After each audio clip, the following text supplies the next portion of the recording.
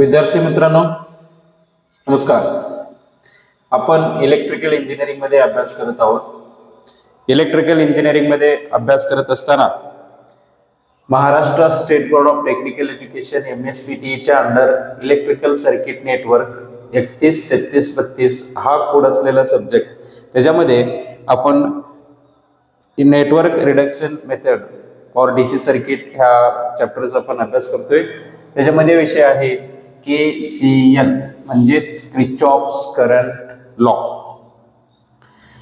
विद्यार्थी मित्रांनो, Kirchhoff's current law आपण अभ्यास करत असताना आपल्याला किर्चॉफ्स करंट लॉ म्हणजे काय हे बघणं महत्त्वाचं ठरतं. किर्चॉफ्स करंट लॉ KCL काय सांगतोय? आताच्या ह्या एक्झाम्पल मध्ये आपण नोड ए ला कॉन्सन्ट्रेशन करणार आहे. नोड ए ला आपण KCL अप्लाय करून एक्झाम्पल सोडवणार आहे. तर ह्याचा अर्थ काय? नोड ए ला जेवढा इनकमिंग करंट आहेत, म्हणजे I1 इनकमिंग आहे, I2 इनकमिंग आहे, I3 आउटगोइंग आहे. नोड ए ला जेवढं इनकमिंग करंट आहेत तेवढेच इक्वल टू आउटगोइंग, म्हणजे incoming current is equal to outgoing current, हे किर्चॉफ्स करंट लॉ आपल्याला सांगतो. मग आपण किर्चॉफ्स करंट लॉ अभ्यास करत असताना ह्या एक्झाम्पल मध्ये आपल्याला काय काढायचं आहे बघा. 132 ओहम जो इथे दिलेला आहे ह्याच्यातून जाणारा करंट आपल्याला काढायचा, म्हणजेच I3 आउटगोइंग करंट आपल्याला काढायचा. त्याच्यासोबत 20 ओहम रेजिस्टन्स ह्याच्यातला करंट आपल्याला काढायचं, म्हणजे I1 आपल्याला काढायचं. आणि त्याच्यानंतर 20 ओहम ह्याच्यातून पाथ रेफरन्स काढायचं आहे, म्हणजे V = I × R आपल्याला तिथं फॉर्म्युला वापरायचा आहे. ह्या गोष्टी आपण करत असताना सुरुवातीला आपण काय करूया बघा. Apply KCL at node A. हा नोड ए ला आपण काय केलो? KCL अप्लाय करणार आहे. तर KCL काय सांगतोय?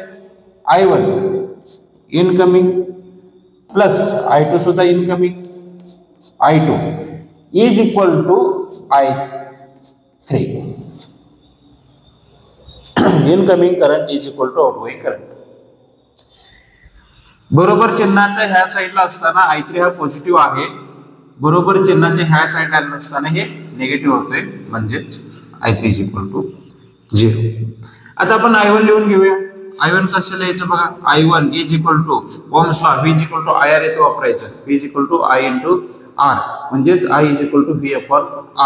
पहा, I1 is equal to 20 - VA, 20 - VA upon 20. I2 कसं लिहायचं पहा.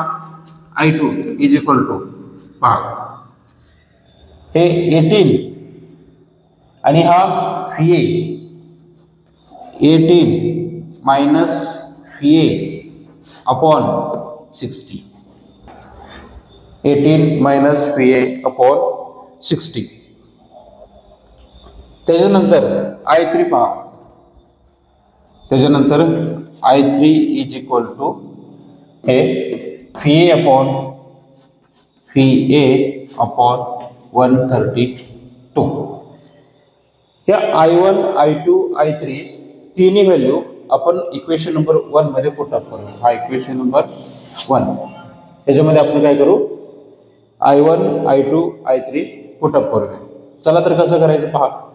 हे पहा, 20 - VA upon 20 प्लस I2 काय सांगतोय?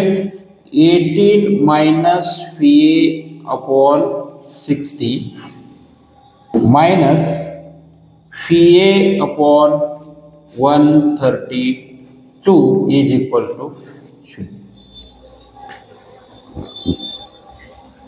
ह्याच्यामध्ये इथे 20 आहे, इथे 60 आहे, इकडे 132 आहे. प्लस मायनस, हा प्लस मायनस सोडवायचं असेल तर आधी आपल्याला छेद काय करावं लागतोय, समान करावं लागतं. त्यामुळं या तिघांमध्ये इक्वॅलिटी कुठे येतील तर 1320, 1320 हा इक्वल मध्ये येतोय. म्हणजे इथं सुद्धा आपल्याला 1320 करायचं, इथंही 1320 करायचं, इथंही 1320 करायचं. 20ला जर 1320 करायचं असेल तर आपल्याला 66 ने आपल्याला प्रोडक्ट करावं लागतं, 66 ने आपल्याला काय करावं लागतंय, प्रोडक्ट करावं लागतंय. त्यामुळं 66 into 20 minus VA number 1 plus इथे 22 न करावं लागते, प्लस 22 into 18 minus VA इथे मायनस 132 आहे, 1320 करायचं म्हणलं तर 1 शून्य वाढलंय म्हणजे 10 ने इथं काय करावं लागते, प्रोडक्ट करावं लागते.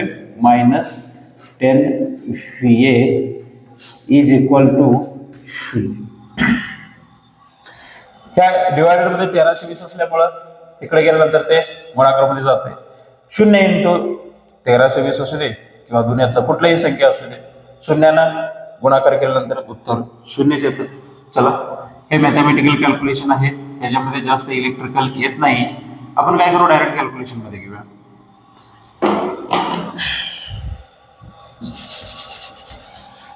बघा 66 इंटू 20, 66 इंटू 20 आन्सर येते 1320. आपल्याला काय आलं, 1320. पहा 1320 minus 66 by 66 VA plus 22 into 18, 22 गुणिले 18 आन्सर येतोय 396. 396 minus 22 VA, 22 VA minus 10 VA is equal to 0. पहा इक्वेशन परत एकदा बघा. 66 इंटू 20 केलं 1320, 66 मायनस VA मायनस 66 VA प्लसला plus 22 into 18 396 plus into minus minus 22 VA minus 10 VA. आता minus 66 VA minus 22 VA minus 10 VA काय होते, मायनस 66 मायनस 22 मायनस 10 उत्तर येते minus 98 VA, minus 98 VA is equal to 0. परंतु 1320 प्लस 396, 1320 प्लस 396 उत्तर येते 1716. 1716. आता बरोबर चिन्हाचं इकडे मायनस आहे, इकडे गेल्यानंतर काय होणार, प्लस होणार. थोडं कॅल्क्युलेशन बघा. 1716 बरोबर 98 VA. आता VA ला 98 गुणाकार मध्ये आहे, इकडे आला तर काय होणार, भागाकार होणार. म्हणजे VA is equal to 1716 divided by 98 काय येते बघा उत्तर 1716 डिवायडेड बाय 98 आन्सर येतोय 17.51. किती येते उत्तर, VA is equal to 17.51 full. हा तुमचा VA आलेला आहे. आता VA आल्यानंतर काय करायचं होतं आपल्याला, 132 मधून जाणारा 132 ओम मधून जाणारा करंट म्हणजे काय करायचं होतं, I3 इज इक्वल टू काय सांगते, VA अपॉन 132. चला काय करूया आपण, therefore current throw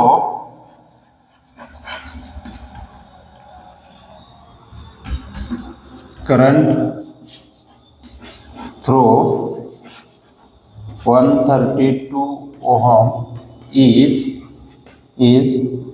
I3 is equal to VA upon 32 म्हणजेच VA किती आहे तुमचं 17.51 17.51 अपॉन 132. चला आन्सर काढूया.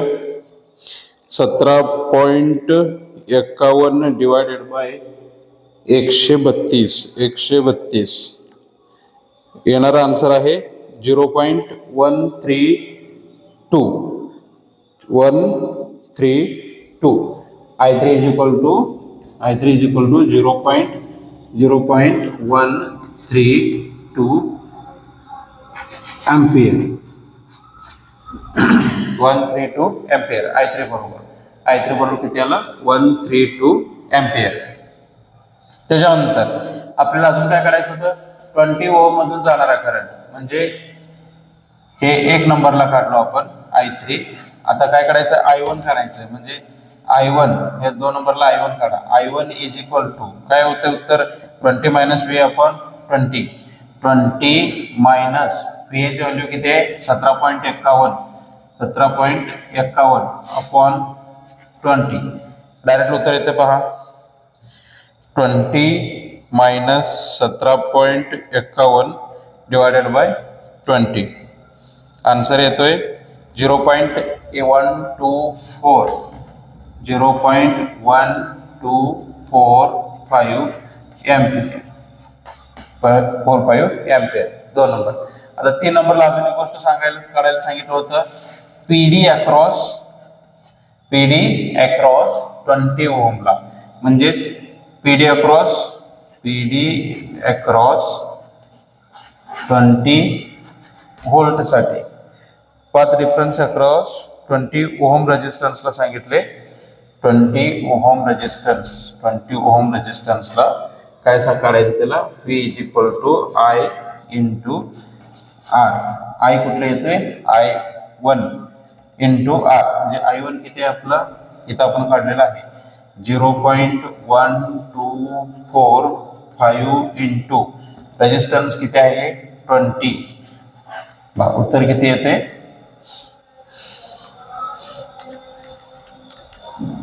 उत्तर येते 2.49 व्होल्ट.